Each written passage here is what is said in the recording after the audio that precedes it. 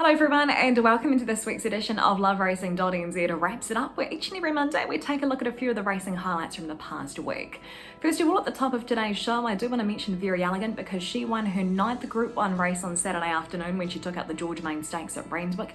And I also want to give special mention of a tissue as well. Of course, these days she's trained over in Australia by Chris Waller, but still owned by the Go Racing team. Congratulations to them. She won the Group 3 Bill Ritchie handicap at Randwick and will now be heading it towards the Epsom. Here in New Zealand, of course, it was the running of the Group 1 Tarzino Trophy at Hastings. Last year, CALLSIGN took this race out paying $82. He wasn't paying anything like that this time around, but he was still too good. Let's check out the concluding stages. A length and a half front man Harley. Over on the outside then is Macedo. Springtide is coming out and after these, and then Gino Severini, Harley back and behind them. Dragon Leap starting to thread the needle, but he's off and gone. CALLSIGN Mav, although Springtide is coming hard now. Springtide racing up outside of CALLSIGN Mav, who won't lay down. Oh, he's a great horse, CALLSIGN Mav. Positive ride by Jonathan RIDDELL. He sent him forward early. He took the lead fairly comfortably and he's led throughout. He has had to dig very deep though, because Springtide and MCNAB were eating up the ground late. CALLSIGN Mav was too good.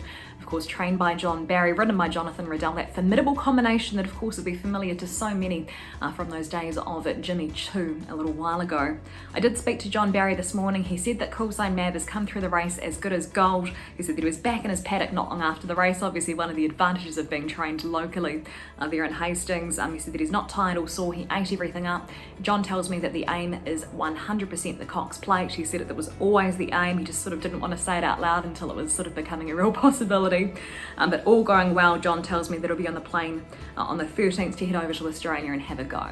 As mentioned, big run there for second by Springtide. Flashed home late for second, had the fastest last 800, 600, 400 and 200 metres of the race.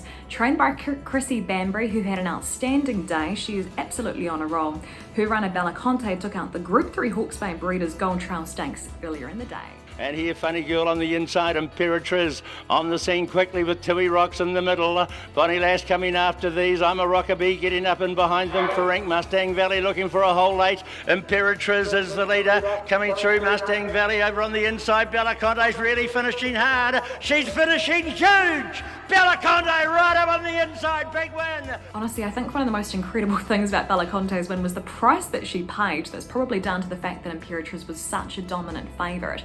But when you go through Belaconte's recent form, she had won a listed 3-year-old race at Wanganui previous start, and that was on a similar track to the conditions that she struck there on Saturday afternoon at Hastings. Watching the race, it was such a patient ride by Sarah McNabb. You could just sort of see that they were hoping to get a gap. The gap came, and in the end she has been too good. As mentioned, look, I know we've spoken about Chrissy Bambury quite a lot lately, but she deserves it. The Foxton trainer is absolutely flying at the moment, and it's great to see her getting so much success. Meanwhile, down at Riccarton Park, we also had black type racing there. It was the running of the listed New Zealand Bloodstock Canterbury Bell Stakes, and this one was taken out by Art de Triomphe.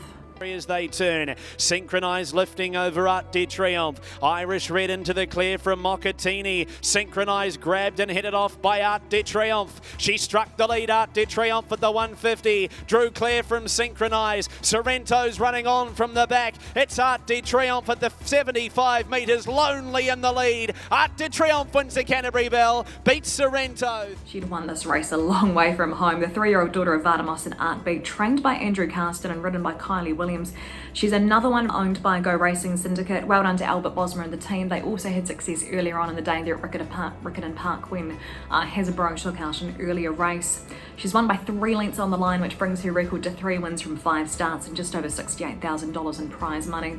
Can't wait to see her lining up during New Zealand Cup Week. I see that she's currently the $3.80 favourite for the 1,000 guineas, priced up as favourite ahead of the likes of Imperatriz at $4.20, and Bonnie Lass and Mustang Valley both are paying $8. And finally, I think it's time to take a look at the race that nearly broke the internet on the weekend. How did Sakura Blossom win? Let's check out the start, let's check out the end. It was incredible. And racing, Sakura Blossom just threw the head up as the gates opened, and your favourites 4 or 5 lengths behind them. Game Night Alchemia is ranged up to them over on the outside. Beaumont tries hard, Sharky through the middle late, but it's Alchemia in front. for Team Alexander. Express Desire Beaumont. Look at Sakura Blossom. This is amazing. Look at it fly. They can't do that, but it did. Sakura Blossom, unbelievable. Outstanding commentary there by Tony Lee. Seriously, how does she win this? She's had an awful beginning. The race was only over 1,200 metres and she has sprouted wings late to get up and score. She makes it 2 from 2. Trained by Benford at Cambridge. Michael McNabb, who's having an outstanding season so far, he was in the saddle. I was in touch with Michael this morning. He said at the start of the race he was thinking, well, that's not ideal. During the race he said he was really just thinking about what was going on until about the 200 metre mark, and then he thought we could actually win this. And in the words of Michael, that was something special. Right now it's time to check out some of the good wins from the past week in a segment called One for the Punters, and as usual, thank you to the TAB for providing us with the betting information. Saturday at Hastings, someone spent $8 on a quaddie, and for their efforts they got back $8,910. First leg taken up by Bellaconte, second leg Durham Lad, third leg CALLSIGN MAB, fourth leg Old Town Road. And then in race 8, someone took a $2 first four, spent $2.